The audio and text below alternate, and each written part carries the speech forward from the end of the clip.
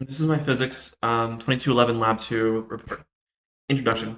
The purpose of this lab is to examine projectile motion with and without drag, acting as an experimental look at the difference in projectile motion when there are forces opposing movement. Our system is our ball and the surroundings are the earth and the air. Projectile motion. So projectile motion is whenever you throw a ball in the air and it sort of develops a parabola-looking thing if you have constant force. If you have non-constant force, it'll look a little lopsided. We'll look into that later. But you always have an initial velocity.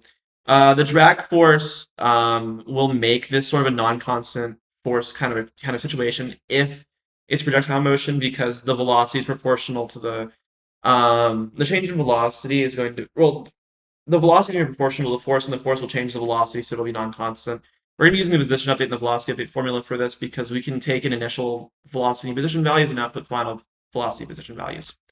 We are assuming we have no drag in one of our computational models and drag in the other. We are assuming this because it allows us to analyze the difference between the force if drag's in the system versus when it's not. We are assuming V final is approximately V average for one of our computational models, the one with drag, because we should have a non-constant force due to the fact our velocity is changing and drag is proportional to velocity. We found that our experimental model with drag traveled a shorter distance than our experimental model with it. We found that our computational model without drag traveled farther than our experimental model code. So these are my initial conditions.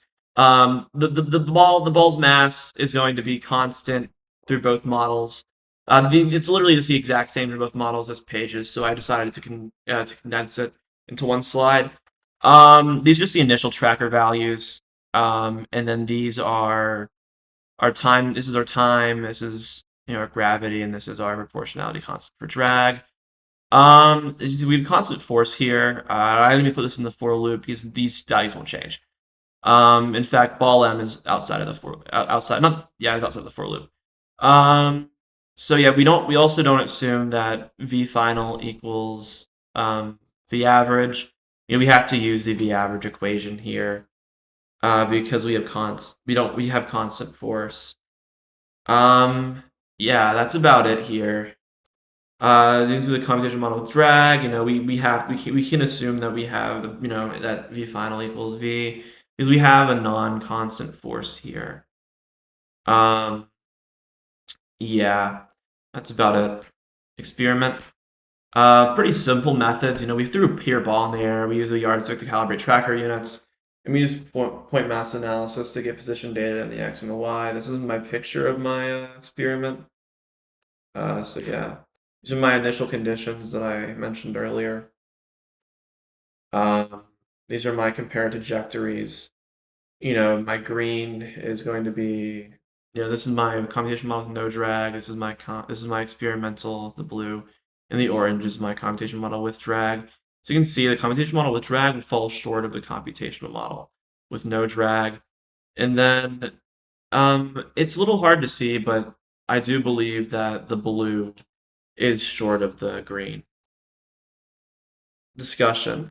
So, the similarities and differences between our computational experimental models. The computational model and the experimental model show similar behavior. I mean, they're generally parabolic projectile motion. I mean, if you look at this, I mean, it's a little lopsided because non-constant force, like, it won't produce a parabola. But I mean, you can kind of see how it's like generally the same shape. I'm more just talking about this maximum here. I mean, we have like a maximum value where the force changes from positive to negative. Um, Differences values jumped around more in the experimental model, probably because of my poor tracker skills. Terminal velocity. My model did predict a terminal velocity. It was around like negative 1.82, because this will be the point where the velocity levels off. Because if there's no force, um, if the net force is zero, then we're gonna have no change in velocity.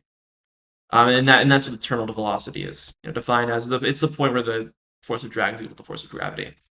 What will happen if we throw the ball straight up? The ball would take a longer amount of time to reach the ground because we would have a greater velocity in the y direction.